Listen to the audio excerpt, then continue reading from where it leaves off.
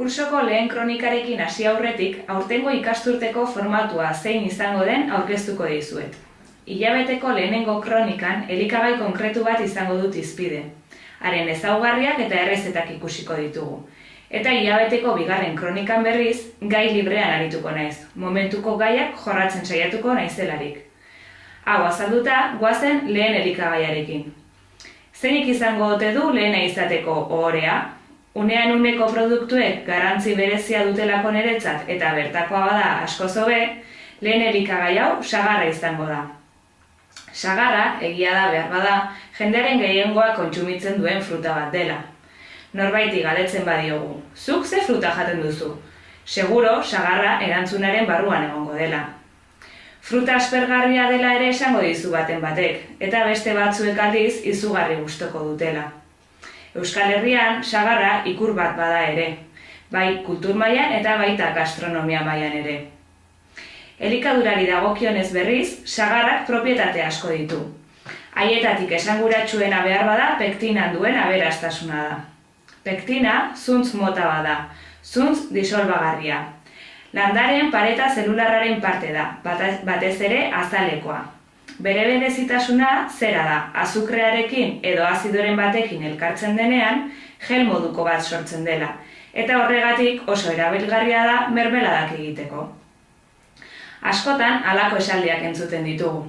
Sagarrak kolesterola jaisten du, edo sagarrari esker pisua galtzen da. Sinplifikazio hauek arrisku handia dute. Alde batetik elikagai konkretu batean zentratzen garelako eta ez elikagai horrek dauzkan ezaugarrietan, eta bestetik zenbait nutriente demonizatu egiten direlako. Ezaugarri horiek dira plazaratu behar direnak. Errazago ikus dezazuen. Sagarrak kolesterola jaisten badu, zuntz disolbagarriari esker izango da. Esan dugu, pektinak gel moduko bat sortzeko gaitasuna duela. Gel honek kolesterolaren berabsortzioa oztopatuko du, harrapatu egingo duelako, eta kanporatua izango da odoletik pasatu gabe. Modu honetan, odoleko kolesterol maila jaitsi egiten da. Baina kontuz, kolesterola beharrezkoa da, gorputzak kolesterola behar du gantzazidoak sortzeko, eta beraz, gure gorputzaren funtzionamendu egokirako. Karbohidratuen absortzioarekin antzeko zeozer gertatzen da. Zuntzari esker, karbohidratuen absortzioa moteltzen da, eta ondorioz azukre pikoak edukitzea saihesten da. Beraz, laburbilduz, zuntz disolbagarria da kolesterol maila jaisten duena, eta zuntz disolbagarria landare jatorriko elikagai askotan dago. Horregatik, mezua ez da sagarrak kolesterola jaisten duela izan behar, interpretazio askotarako aukerak irekitzen dituelako. Besteak beste, sagarra ez baduzu jaten, kolesterola ez duzula regulatuko, pentsa dezake baten batek. Honekin lotuta, esan beharra dago, ez dagoela elikagairik ezinbestekoa dena, ez da bakar bat ere. Ezinbestekoa dena da, bakoitzak ikasi egin behar duela, zer den jaten duena, eta hortaz, gorputzari zer ematen ari diozun. Modu horretan, identifikatuko duzulako zer falta zaion eta edo zer duen soberan. Sagarrak argaltzeko balio duela esaten dela ere esan dugu. Baina benetan esan nahi dena edo esan beharko litzatekeena hau da. Sagarra potasioan aberatsa da, eta potasioak likidoen erregulazioan parte hartzen du. Modu honetan, likidoen erretentzioa badago, potasioan aberatsak diren elikagaiak gomendatzen dira, erretentzio hori gainditzeko.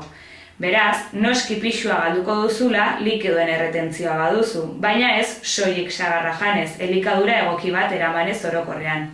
Ez du ezertarako balio, estebeteak eta gatz askoko elikagaiak jaten ibiltzea eta ondoren sagar bat jateak. Batak ez du besteak konpentsatuko. Eta konpentsazioa hitz egiten ari garela, ezerk ez du bestea konpentsatzen. Beste sinpletasun bat da hori. Elikadura ohiturak aldatzean pentsatu, ez bilatu trikimailurik, ea nola egiten dudan orain arte bezala jateko, baina aldi berean ondo. Hori ez da existitzen, eta soilik frustrazioa eta okerrago elikatzea lortuko duzu. Sermoiak alde batera utziz, sagarraren ezaugarri edo erabilpen nagusienean zentratuko gara orain. Zenbatetan jan dugu sagarra gure aktibitate intestinala erregulatzeko. Tripa gaizki dituzula, hartu sagarra. Idorreriarekin edo beherakoarekin zabiltzala, jan sagarra. Zergatik gertatzen da hau? Efektu lasaitzailea duelako zuntzari, azufreari, fruktosari eta sorbitolari esker, eta beste alde batetik efektu astringentea duelako zink edo azido galikoari esker. Azken finean, bere osotasunean hartuta, aktibitate intestinala erregulatzen du. Alde teorikoarekin bukatzeko, nola jango dugu sagarra? Azalarekin edo azalik gabe? Apunteak ondo hartu badituzue, argi eta garbi ikusiko zenuten, azalarekin jan beharko dela, dauzkan ezaugarri guztiak aprobetxatu nahi baditugu. Egia da, kasu batzuetan, sagarrak, gasak edo flatulentziak sor ditzazkela. Normala da. Haietako bat bazara, lehenengo probatu sagarra poliki jaten, eta ondo mastikatzen. Modu horretan, gasak arnasodietatik kanporatuko dira digestio aparatura iritsi aurretik, eta momentu desatsegin bati aurre egingo diogu. Baina azalaren gaira bueltatuz, beti edozein fruta azalarekin jan. Eta noski, azalarekin jan alizateko ondo aukeratu nun eta ze fruta erosten dugun. Osorik edo zumoan hartzeari dagokionez berriz, lehentasunez osorik jan. Arrazoia oso sinplea da. Frutek azukrea dute, baina osorik daudenean babestuta dago azukre hori. Eta askatu arte denbora behar du.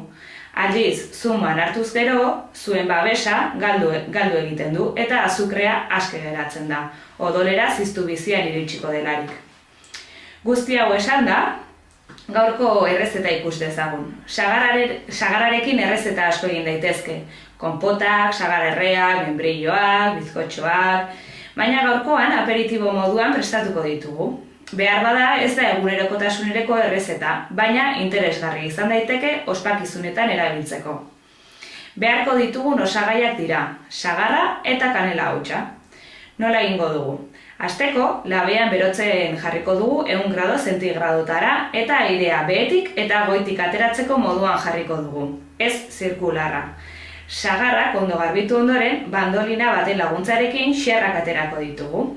Xerra hauek fin-finak izan behar dira, patatak izango balira bezala. Laberako bandeja batean laberako papera jarri eta gainean sagar xerra jarriko ditugu. Labea beroa dagoenean sartu eta ordu betez edukiko ditugu.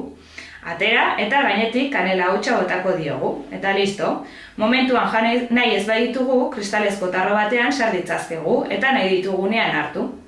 Hauxe da guztia. Horrelako errezetain eta informazio gehiago jakiteko, betiko moduan, sartu 322 garazilizarraga.comen edo Facebooken garazilizarraga, dietista eta nutrizionista bezala aurkituko nauzu.